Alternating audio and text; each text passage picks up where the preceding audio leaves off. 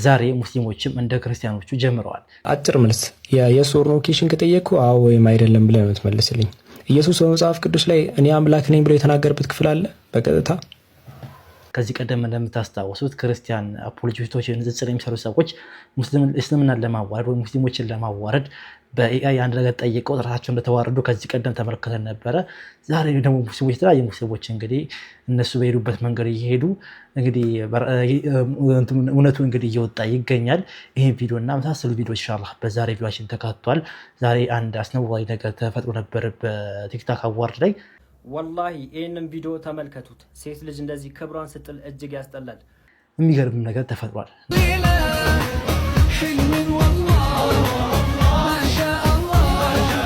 እነሱን ነገሮች በዚህ ቪዲዮ አካቻለሁኝ።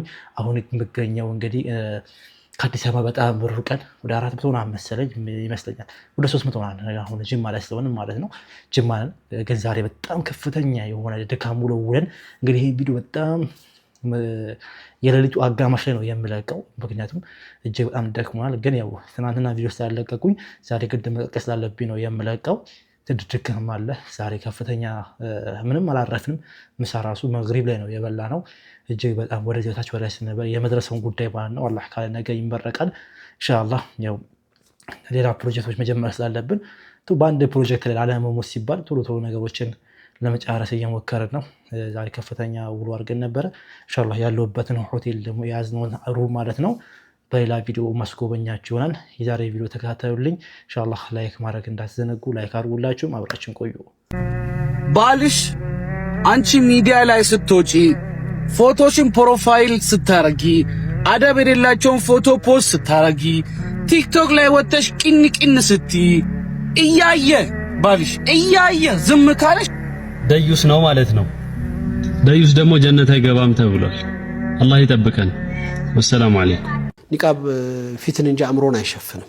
ቀናነት ካለ መታወቂያውን አይቶ ማሳለፍ የሚችል ዘበኛ ወይም ደግሞ ፈታሽ ባለበት ሀገር ውስጥ የኒቃብ ጉዳይ አጀንዳ ሆኖ በዚህ ልክ ተማሪዎችን ባለባበስ ስርዓታቸው ከትምህርት ገበታቸው ከዛም አልፎ ደግሞ በዛም በወረደ ደግሞ ደረጃ ልክ እንደ አክሱም ሂጃብንም ማንነትንም በኢትዮጵያ ሀገራቸው ኢትዮጵያኖች ሀገር እንደሌላቸው መጤ እንደሆኑ በማሰብ በተለይ እዛ አካባቢ ላይ የሚፈጸመው ተግባር በተደጋጋሚ የሚደረገው ከመስገጃ ቦታ እጦት ጀምሮ እስከ መቀበሪያ ቦታ መድረስ ማጣት ስለማንም እውቅና የሰጠ ሀገር እምነቱ ያለውን ሰው ሀገር ውስጥ የተወለደባት መሬት ላይ አትቀበርም፣ ያንተ ሀገር አይደለም ውጣ ተብሎ በዛ ልክ መስጊድ እንዳይኖረው ከዛ አልፎ ደግሞ በማንነቱ ላይ በመብቱ ላይ መጥቶ ደግሞ ሂጃብ ለብሳችሁ አትማሩም እኛ የምንወስንላችሁ ካልሆነ ተብሎ ህገ መንግስቱን ልጥሶ የሚደረጉ ድረቶች እነዚህ እልባት እንዲያገኙ መስራት ይፈልጋል። ግልጽ ትግልም ይፈልጋሉ። በተለይ አክሱም ጉዳይ ከምንም በፊት ቅድሚያ የሚሰጠው ሀገራዊ ጉዳይ። አክሱም የሆኑ ኢትዮጵያኖች በሚኖሩባት ቀይና ምድር ላይ መስጊድ ሊኖራቸው በነጻነት ጌታቸውን ሊያመልኩ የሚቀበሩበት ቦታ ሊኖራቸው በነጻነት ሊቀበሩ ክብር ሊሰጠው እንትናቸው በነጻነት መብታቸውን ኤክሰርሳይዝ ሊያደርጉ ይገባል። ይሄን የማስፈጸም ኃላፊነት የሙስሊሙ ማህበረሰብ ኃላፊነት ነው። በዋነኝነት የበሪ ድርጅቱ ኃላፊነት ነው። በሌላው በኩል በትምህርት ቤት የተፈጠሩ ያሉ ጉዳዮችም ሁሉ ጊዜ የችግር ጉዳይ ሆነው መጋጫ ምክንያት መሆን ስለባቸው አሁን የተጀመረው ውይይት ዘለቄታ አግኝቶ ባለባበስ ስርዓት አጠቃላይ ባሉ ችግሮች ኢትዮጵያ አየር መንገድ በድሬሲንግ ኮድ ጀምሮ እስከ አጠቃላይ በተለያየ መልኩ የሚደረጉት ነገሮች የተጀመሩ ውይይቶች አሉ። ዘለቄታ ማግኘት አለባቸው። ይሄ ውጤት እንዲያመጣ መጅልሱ የጀመራቸውን ስራዎች አጠንክሮ መቀጠል አለበት። ውጤት ማምጣት አለበት። ውይይቶቹ ዘላቂ ሆኖ መፍትሄን በሚያመጣ መልኩ መቋጨት አለባቸው ብያምናለሁ። እዛ ላይ ስራ የተሰራ ነው። ኢንሻአላህ ጥሩ ውጤት እንጠብቃለን በአላህ ፍቃድ። ሱት ለደዩሱ እህቱ በሱሪ ስትወጣ ምንም ለማይመስለው ጸጉሯን ስትለቅ ምንም ለማይመስለው ደዩስ ለሆነ ከርሳም ለሆነ እህቱ ከዛ በኋላ በዛ ጸጉሯን ለቃና ክብሯን ሽጣ ውጪ ወጣ ባመጣችው ገንዘብ ቤተሰብ ብቻ ስለምታስተዳድር ዝም ላላ አባት ደዩስ ለሆነ ለሱ ማድርሱለት። ጀሃነም መግቢያችሁ ናት እቺ ሴት ልጅ። በአንዲት ሴት አማካኝነት ጀሃነም እንደምገባ ግን ታውቀዋላ። የቤተሰብ አባላት መብላትን ብቻ አትይ። ዛሬ ልጅ ተሳክቶላታል ብለ ሚዲያ ላይ ወጣ ላይቭ ላይ ጨፍራ ገንዘብ አመጣችልኝ ብለ በላህ አይደለ? አንተ ደዩስ ለጀሃነም በር እየከፈትክ ነው ያለው። ባንተ ልጅ አማካኝነትም ዲኑ እየተፈተነ ነው ያለው። ያንተ ልጅ ወጣ ሚዲያ ላይ የምታደርጋቸው የምትናገራቸው ቃላቶች ሳይቀር ጸያፍ ከመሆናቸው የተነሳ ጸጉሯን መልቀቋ የተነሳ እስላምን ሰው እንዳይገነዘብ ያደረገች ትገኛለች። ለኢስላም ጥሩ አመለካከት እንዳይኖረው እያደረገች ትገኛለች። ሰላም እንዴት ነህ?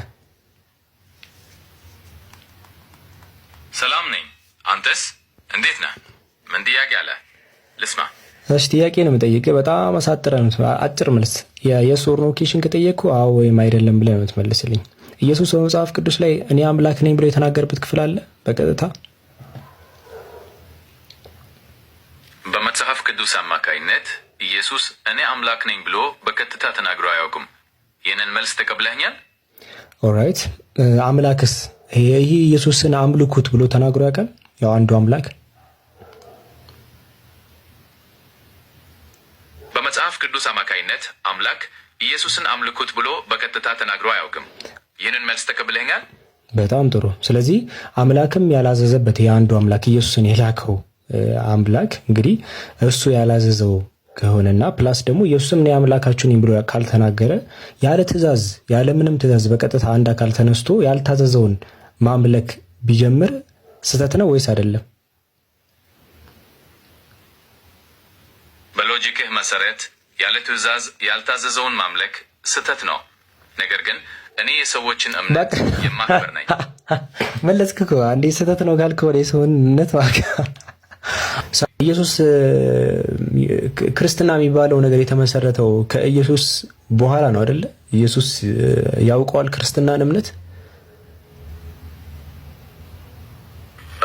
አዎ ክርስትና ከኢየሱስ በኋላ ነው የተመሰረተው። ኢየሱስ ክርስትናን አያውቀውም ነበር፣ ምክንያቱም እሱ በህይወት በነበረበት ወቅት ክርስትና አልነበረም። በጣም ተጨማሪ መረጃ በጣም ጥሩ መልሰልኛል። ኧረ ምንም ተጨማሪ አያስፈልገውም። ደህና ሁን። ሌላ ጥያቄ ካለ ጠይቅ። የለ አሳጠረሽ። በቃ ክርስትናን ገልሽዋል። እንግዲህ ታች ሰፈር ላይ ኤአይ ምናምን ይዘው ለሚለቃቅሙ ሰዎች ኢንሽር አድርጉላቸው። በጣም ቀላል። ነብዩን ብትናገር እስልምናን ብትናገር ቀጥታ እርምጃ ይወሰድባል፣ ትገደላለህ። ክርስትና ውስጥ ግን እንደዛ አይደለም። እንኳን ነቢያትን አምላክ ራሱ ተሰድቦ ተተፍቶበት ተገርፏል። ቆይ 22 ላይ ምን ይላል? ከእግዚአብሔር በቀር ለአንዳች አምላክ የሚሰዋ ፈጽሞ ይገደላል። እዚህ ጋር እግዚአብሔር ሽማግሌውንና ጎበዙን ቆንጆይቱንም ሕፃናቶቹን ሴቶቹንም ፈጽማችሁ ግደሉ ይላል። ወይኔ በላቸው።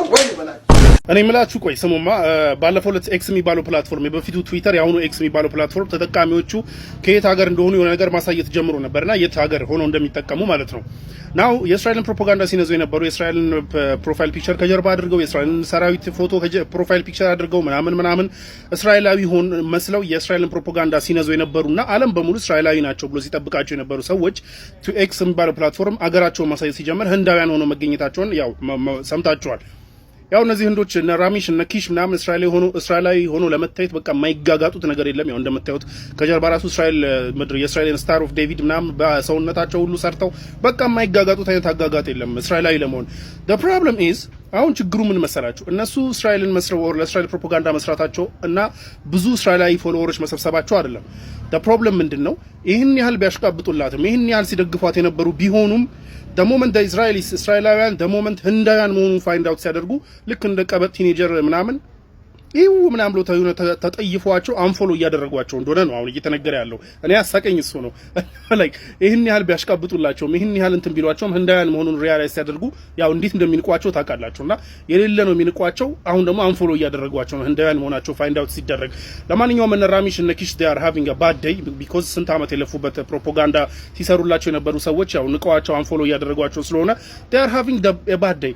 እኔ I want to find out the moment the Israelis find out that ኢትዮጵያውያንም እንደዚህ የሚያሽቃብጡላቸው እንዳሉ ደግሞ ፋይንድ አውት ሲያደርጉ ደግሞ እኔ በቃ ምን ሊሰማቸው እንደሚችል ነው ማየት የምፈልገው።